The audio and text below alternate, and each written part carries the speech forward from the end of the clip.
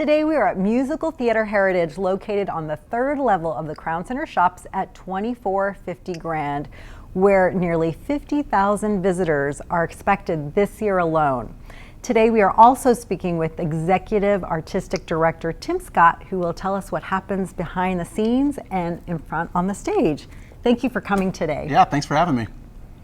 So, can you give me a little background on why the history of the American theater, why is that the focus of Musical Theater Heritage? Right, so Musical Theater Heritage was founded by George Harder, who of the syndicated radio show A Night on the Town, and MTH was formed to kind of syndicate and broaden that mission to a national audience. And then the live component came about because there was really no local mission. So George found he had a lot of audience all over the country, 24 radio stations throughout the United States of America, but really in Kansas City, there was no local mission. And since his mission was, musical theater on the radio and Broadway through the decades, he decided to bring that live component to Kansas City and to MTH. So we started producing live shows really back in 2003 at the old Belger Arts Center, the great Belger building, on a loading dock. And so it was very eclectic, and we did concert style musicals there starting in 2003, and we've evolved into full-scale produced musicals today.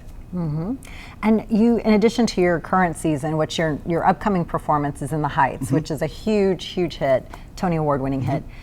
What other programs do you have that are going on that people may not be aware of because they're not performances necessarily? Right, so we specialize in musical theater, Broadway style shows. I like to say we do big Broadway musicals in a theater with only 7 rows. It's so unique. There's nothing really like it in Kansas City and not really anywhere, because to do a big Broadway musical in such an intimate space is certainly challenging. But beyond that, we like to partner with other music organizations. We've partnered with the People's Liberation Big Band a lot, and we've brought in their group. Red Cox is great, and of course Ensemble Iberica, Bo Bledsoe. We have a show coming up with them this week, and other music organizations that are Kansas City based that we feel are in alignment with our mission, which is mostly musically based. And we'll also bring in acts from out of town. We brought in Heather McRae, of course. The great Heather McRae was in the original Broadway production of Hair. Her father's Gordon McRae, to do her own one-person show. Claiborne Elder, Tally Sessions, Corey Cott, Laura Osnes, bringing in Jeremy Jordan. The great Jeremy Jordan, he was the original in Newsies, to do his show coming up later this year.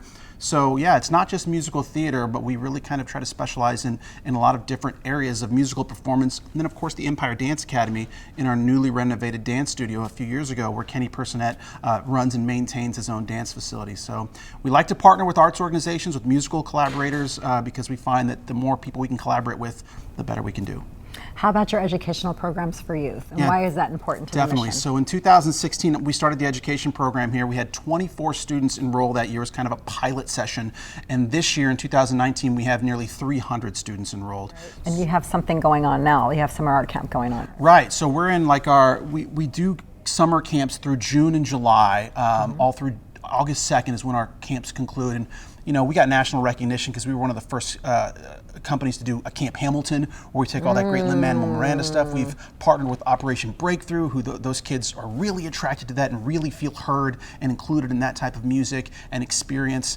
And then we do, we specialize in kind of whatever we feel is urgent and immediate in the moment. Like The Greatest Showman was a big hit a few years ago, so we have a camp called The Greatest Showman. This is the greatest show, where we kind of specialize in acrobatics and circus and the musical theater components that tie into that theme. But beyond that, we've partnered with the Girl Scouts for a few years now. We do specifically Girl Scouts-oriented workshops, musical theater workshops. We have spring break camps with Operation Breakthrough, where we actually go into Operation Breakthrough. We travel to them there, and we give them an immersive experience for 2 weeks at a time. So the education program it really is something that if I talk long about it, I'll start getting teary-eyed, because when you see these kids, performing on their last day, all like-minded kids with the same goal and agenda in mind, it's really moving. Now you mentioned Lin-Manuel Miranda, and now your next production's In the Heights. Can you tell us a little bit, for someone who's not aware of what In the Heights is about, can you give us a little synopsis? Definitely. So In the Heights, of course, it was nominated it was a finalist for the Pulitzer Prize, won multiple Tony Awards, as you said. Lin-Manuel, who's like super famous now, Mary Poppins and everything else. It's an inner city story. It's really a culturally diverse story about pride and ethnicity, pride in your neighborhood, about finding your place. It takes place in Washington Heights, which is very culturally diverse. The main character is Dominican Republic, but there's Puerto Ricans and Mexicans and white people and brown people all over the place in the story. And what's great about it is that it just shows that in any given neighborhood, community can be found. And your family is really where you decide to set roots in. So it's a great story, you know, kind of paved the way for his career as kind of a hip hop style musical. It's getting produced all the time now because of Hamilton. Of course, he's a household name because of Hamilton. But I think what you'll find within the Heights, for the people that don't know it, is that it sounds a lot like Hamilton, except it doesn't have the same kind of orchestral production value because he didn't have that much money back then. But it's got the same style, the same flair. His voice is so unique, and it's so prevalent in that musical as well. We have Nedra Dixon directing that for us. Super proud. And I told you earlier that we have Amanda Ziev, who was the assistant lighting designer on Hamilton, who's coming in to do lights for In the Heights for us. So we're really excited to see what they come up with. And if people are interested in finding out more about the programs and about getting tickets for In the Heights, where would they go? So the easiest place is to go online to musicaltheaterheritage.com or mthkc.com. Either will work. You can call us the box office. It's 816-221-6987. We're pretty easy to find. We're in Crown Center. Google In the Heights, Kansas City. I'm sure we'll come up. Great. Yeah. Well, thank you so much for taking time to talk to us today. Of course. Thank you. The Neighborhood Tourist Development Fund supports local nonprofits that bring cultural, social, educational, and recreational activities to our area.